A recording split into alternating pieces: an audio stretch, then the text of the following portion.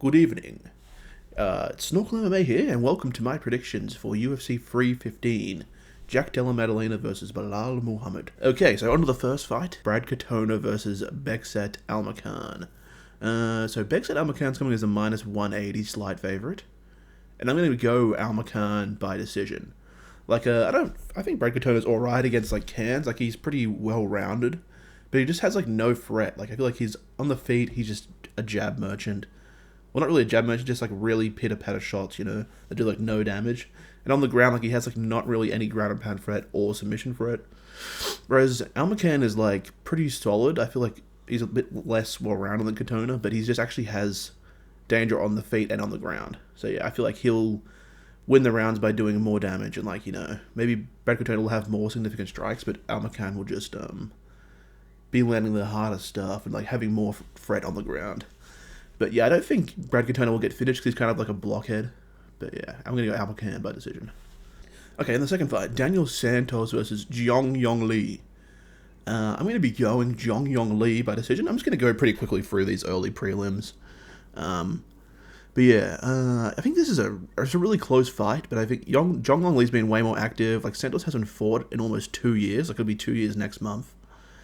And yeah, I feel like Jeongyeong's a little bit cleaner on the feet. I know, Jeongyeong just got KO'd in round 1, and Daniel Santos is a bit of a hard hitter. But I feel like, Jeongyeong will be prepared for that now because he just got KO'd. And yeah, I feel like, Santos has a bit more power, but I feel like Jeongyeong is a bit quicker and a bit more technical. And yes, I'm going to give the edge to Jeongyeong by decision. Okay, moving down to Marc-Andre Barriault versus Bruno Silva. So, Barriault is on a 3-loss streak, and Bruno Silva's on a 4-loss streak. I'm going to go Barriault by decision, just because Bruno Silva's pretty tough. But yeah, I feel like Bruno Silva, in his last fight, after the Weidman fight, he looked really shit. He did not look good in his last fight. I think he's still, mentally tilted from the Weidman fight, where he got, Jones' eye poked a million times, and still, nothing happened. Weidman didn't get a point taken. But yeah, and also I feel like Barriault, if you can't rock him or knock him down or knock him out even in the first round, he'll just keep pushing you back, bro. If you don't show him a threat, he's just gonna push you back all fight. And I feel like Silva is not gonna be able to present enough threat for Barriault, and Barriault's just gonna be bullying him the whole fight, pushing him back, getting in the clinch, taking him down, or just spamming overhands with no repercussion type shit. But yeah, I don't see Bruno Silva getting finished because he's pretty durable. But yeah, I think Barriault's gonna bully him. Barriault by decision. Okay, moving down to Navajo Stirling versus Erslan. And I'm going to go Stirling by decision here. I feel like Stirling will be able to just play the rangy kickboxing game against Erslan for at least the 2 rounds. I think maybe in the 3rd round, Stirling might get tired. And maybe Erslan will get him in a clinch and just hold him against the fence or take him down. I don't see him outstriking, but yeah, I could see Stirling gets too tired to defend the takedowns in round 3 and he gets pushed against the fence, he just gets clinched the whole round or gets taken down and controlled. But yeah, I think the first 2 rounds, just training at City Kickboxing, they got really good takedown defense. I feel like he'll be able to keep it on the feet and just, rangy kickbox max against Erslan. I mean, yeah, Stirling has shown a bit of bad cardio. Against the GOAT, Tuco Turcos, he was kind of fucking out of gas in this end of the middle of the 2nd round. So yeah, I'm not sure if he's going to be able to fix that problem. But yeah, I feel like he'll be able to control the first 2 rounds and get a decisive first 2 round wins and then maybe drop the 3rd. Yeah, I don't see him finishing just because Erslan, I don't think he's ever been KO'd. He's a blockhead maxer, so yeah. Okay, moving down to Modestas Bukauskas versus Cutelaba. Okay, so I'm going to be going Bukauskas, and I think this might be a finish. I wouldn't be surprised if it's a decision. A lot of decisions on this card for me. I feel like a lot of these could go to decision. There's only 1 or 2 where I can actually see it. I'm confident that it'll get finished. Yeah, but I'm going to go Bukauskas. I think he'll catch him in round 2. Honestly, I don't really rate Cutelaba. I feel like Cutelaba's good against low-tier competition. He can mog low-tier competition just by being just by being more aggressive. And yeah, I don't think he's really that technical. I feel like his grappling's is actually pretty good. He has pretty good wrestling and pretty good control, and he can actually posture up and get ground and pound. But I feel like, Modestas Bukauskas training with fucking Tommy Aspinall, bro. He's going to be rapidly improving, and he's already a pretty technical fighter for light heavy. And yeah, I feel like, he's just going to round one, I feel like Ion Cutelaba is going to try and stand up with Modestas Bukauskas, but Bukauskas will just be too slick, too fast, just keeping it at range.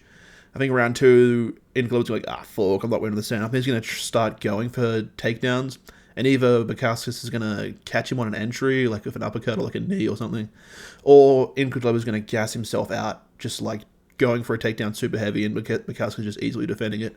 And then I think when Cutelaba's gassed, Bukauskas will find the finish. But Cutelaba is a fucking blockhead, so it could go to a decision easily. But yeah, I think Bukauskas has got this. Okay, moving down to Jessica Andrade versus Jasmine Jasudavicius. It's actually kind of crazy. Jasmine's 3 years older than Jessica Andrade. Jessica Andrade seems like she's been around for fucking ever. But Jasudavicius only has 16 fights, and Andrade has 39 MMA fights. Yeah, so I'm going to be going Jasudavicius by decision. I do kind of rate Andrade. I think she's pretty good, but I think she's much better at strawweight than flyweight. She's only 5'1". She's fucking tiny. And, I thought, honestly, in Jasudavicius's previous fights, before the Marabona Silva fight, her last fight, I thought she looked pretty shit. But I think she showed really big improvements over Marabona Silva. I kind of rate Silva higher than Andrade, honestly, in the flyweight. And yeah, I feel like this is going to be a really fucking boring fight. I think Jasudavicius is going to be able to get her down to out of the 3 rounds and just control her. Maybe threaten subs, but Andrade will defend them. But, she'll use the subs as threats, so Andrade really can't just power up. And yeah, I think she's just going to control her. Maybe even 3 rounds. It's going to be a pretty boring fight, I think. I think on the feet, Andrade is a bit better. I think Jasudavicius could keep it at range and kickbox max, but I do think Andrade is way more threat on the feet, so it'll be like Jasmine's plan to take her down. I think she'll be able to do it pretty easily. Yeah, I think this will be a sleeper, as in boring as fuck, not like a sleeper good. Okay, moving down to Mike Malott versus Charles Radtke. Yeah, it's kind of crazy how Mike Malott only fights in Canada. His last 4 fights, the last 3-4 years, he's only fought in Canada. I really don't get why UFC goes to Canada so much. I get GSP's the GOAT, but bro, Canadian talent is not that good. I feel like Australian talent, no bias here, is better. Canadians don't have that. All they have is Mike Malott, Barriault, and Jasmine, and they fight on every card, and they're all just who cares? And then, fucking Ariel Helwani as well. Anyway, I don't know. I feel like they got to let Canada go, honestly. Especially, I don't know if you guys have seen the ticket sales for this, but the ticket sales apparently bombed. There was half still available yesterday and shit. Let Canada go. The Canada cards are pretty shit always. But yeah, I'm going to go Mike Malott by KO round 2 here. I do think Mike Mallott's the more dangerous fighter on the feet and the more technical. Radtke's pretty sloppy. He has good power, but I feel like, he's not really that good technically. So yeah, I think it'll be Malott piecing him up in round 1, getting some damage off, and then round 2 he'll find the chin. But Radtke's kind of a pretty good dog pick here, just because I feel like Mike Malott, since he's Neil Magny lost, has fought really scared, and Radtke does have legit finishing potential, really, really high finishing potential. So if Malott is kind of not confident on the feet, not putting power into his shots, and he's not actually posing a threat to Radtke, I could see Radtke KOing Malott in round 1 if Malott is not over the Magny loss mentally yet. But I think it's more likely that Malott will find the KO round 2, I think. Okay, moving down to Benoit St. Denis, BSD versus Kyle Prepolec. Yeah, BSD is actually the minus 1,050 favorite. I don't know about that. This Prepolec guy actually looks pretty decent. He did have a little stint in the UFC a few years ago. He did go 0-2 and get cut. I think he lost to Hubbard or some shit, which is kind of embarrassing, but yeah, I don't know why they didn't, because I saw that Maturis Rebecki was posting stuff on Instagram saying, let's go BSD, so I don't know why they didn't make that. If he was ready for that, that would have been a much better fight. Maybe they didn't want to see BSD get, wrestle raped for 3 rounds. But yeah, I'm going to go BSD by sub round 1. I think it's pretty unlikely this guy wins, but minus 150, bro. Put a little $5 on that. I don't know. I feel like he could win. He's pretty decent, and BSD, I think BSD is pretty alright, but obviously he's not that good. Yeah, but I feel like he'll get him down. He'll knock him down, then finish him with a fucking arm triangle or some shit in round 1, I reckon. Okay, moving down to Alexa Grasso versus Natalia Silva. I actually have a hot take here. I feel like people are rating Natalia Silva way too high. She's the favorite. Minus 205. She's not like the crazy favorite, but like a lot of people are saying that Silva's gonna walk through Grasso. Like, I don't know. People forgetting that Grasso fucking knocked Shevchenko down in like every fight. Like, she knocked him down multiple times. She was always winning on the feet. And Shevchenko is one of the best WMMA strikers of all time. And also, she took her down and threatened her in the first 2 fights a lot. I feel like this reminds me of BSD versus Poirier to me, because like Natalia Silva hasn't really beat anyone that good, and people were acting like she's just going to run through Grasso. You never really know how good people are until they verse the best competition, and especially in like women's MMA, there's only like 3 good fighters in the whole fucking division, so you never really know how good someone is until they verse someone like Grasso, Shevchenko, maybe Farrell, Rose, Namajunas. Like there's not many good competitions, so you can't really rate people off their early fights. Yeah, I feel like Grasso wins in the mid to close range with her boxing. Her boxing's really good. And if Natalia Silva's trying to keep it at long range, like she's refusing to go mid-short range, then Grasso has really good takedowns. Like, she took down Shevchenko, bro. And she forced Shevchenko to position camp wrestle in their third fight. That's the way that Shevchenko was like, okay, I can't beat her on the feed, and I can't actually advance position on the ground and go for ground and pound and subs because I always get caught in submissions.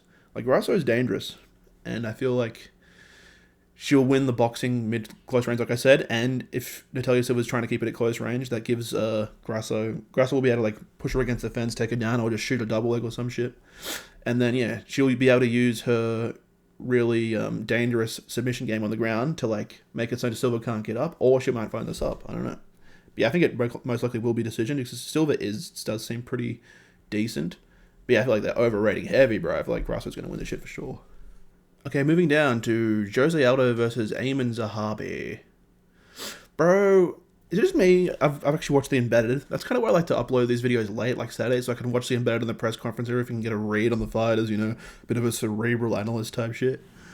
But bro, Zahabi's so fucking annoying in these embedded episodes and on the press conference, like, Dana, do you mind if I speak in French? Like, bro, fuck off, man, honestly. Like, I feel like he reminds me of Molly McCann, where, like, he acts like he's, like, a successful MMA fighter just because he only fights in Canada when he's hometown. Like, he hasn't done anything in the UFC, but he acts like he's, like, some fucking veteran, like, bringer of the sport, like, star. Like, it's actually so annoying. No bias here, but I feel like when UFC's in Australia and they do embeddeds, Australians don't act like they're fucking hot shit just because they're fighting in Australia. It's honestly cringe. I hate when fighters do that. I don't know if that's just me. But yeah, I'm going to go Aldo by decision, bro. I feel like he's going to be able to win 2 out of the 3 rounds. I feel like Aldo is kind of a round dropper. Like, he always takes, like, the second round off or the third round off if he feel like he has 2 up. Just because I feel like Aldo's a little bit lazy, let's be honest. I feel like he stopped doing the leg kicks and he doesn't get off the fence because it's too much effort and he's a little bit lazy. Like, I like Aldo. And I know people are going to be like, you just talk shit about Aldo kill. I don't know. I feel like he's a little bit of a lazy fighter and he just missed weight. I don't think that's going to be too big of an impact. I think that's going to impact Zahabi more than him, honestly, because apparently Zahabi was 1 pound off making 1 pound off making bantamweight when UFC was like, you're going to have to do a catch weight, motherfucker, if you want to fight Aldo. And I don't know how close Aldo was. I mean, Aldo did look rough on the scale, but I feel like, the catch weight's going to make it so that doesn't really matter that much, and I still see Aldo winning 2 out of 3 rounds. I feel like he's just faster than Zahabi. Zahabi does have power, but he looks a bit goofy on the feet. Like, his footwork looks really sloppy. And I feel like, yeah, Aldo will win 2 out of the 3 rounds decisively. But I don't know, man. If Aldo does his dropping round shit, I could see him getting robbed in a split decision. But let's not put that out there and just say Aldo's going to win by decision. Okay, moving down to Valentina Shevchenko versus Manuel Farrell, the people's main event. I'm going to go Shevchenko by decision. I think Shevchenko's just too well-rounded. She'll be able to overload Farrell's senses with the takedown threat. If Farrell doesn't, she'll be like fearing the takedown threat the whole time, and she won't be able to open up on the feet as much. And if she starts opening up on the feet, Shevchenko will just take her down. So I feel like she's going to use that threat to just win on the feet through grappling strength. Or if Farrell starts disrespecting the grappling threat and opening up on the feet, then she just takes her down. I feel like that's what Namajunas was doing, and I feel like Namajunas almost beat Farrell with that style. But apparently, I believe that Rosemary Muniz got injured like halfway through the fight, and that's why she's saying she lost. But yeah, I feel like She was doing that very successfully to get Fiorot. I know Fiorot just beat Blanchfield, who's like, a grappler, but she beat Blanchfield because there was no threat on the feet. I feel like you need threat on the feet and you need grappling threat to beat strikers. You need both. You can't just have one. That's why Edwards, has beaten some grapplers, I feel like, because if they don't have good shit on the feet, that's why Belal beat Edwards, I feel like, because he actually was able to damage him on the feet and the ground, so he had to fear both. If you only have to fear one, then all they have to do is keep their hands down low and, go for, underhooks and shit, and they can just keep kickboxing, they can just keep leg kicking and spamming jabs, But if you have to fear getting taken down, and you have to fear that if you're not opening up on the feet to your fullest potential, then you're going to get beaten on the feet. That's when it's really dangerous, I think. And I think Shevchenko is just too well-rounded. Also, if you're the same age, I think she might be a little bit older, so it's not like Shevchenko's old in comparison. Yeah. Okay, moving down to the main event. Let's fucking go. Belal Muhammad versus Jack Della Maddalena. I'm going JDM by however the fuck he wants. Submission, decision, KO. No. I guess it's going to be JDM, KO, round 3 or 4, late.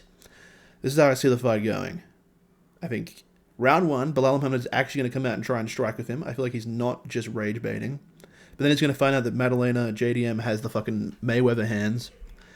And he's going to be like, fuck. And then round 2 is going to come out, go typical Belal style, and shoot a takedown, maybe get it. I could see him actually controlling JDM round 2.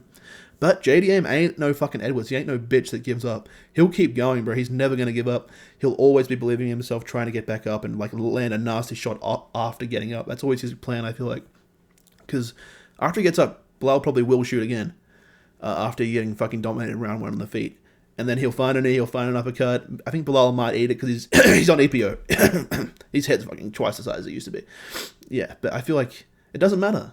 Do all the EPO you want, bro. JDM's never going to give up, and he's always going to be dangerous. So yeah, I feel like he might get controlled round 2. Maybe he'll get up, land a shot land a shot when Belal's going for another takedown.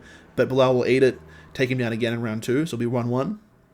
And then I think round 3 or 4, JDM's going to keep finding nasty shots, and eventually it's going to wear Belal's chin down. And I feel like Belal's just going to be taking too much damage on the shot entries, and JDM's just not going to be giving up. Belal's going to be like, oh, what the fuck? This isn't Leon, bro. This guy's actually still going after I take him down. He's not just lying there.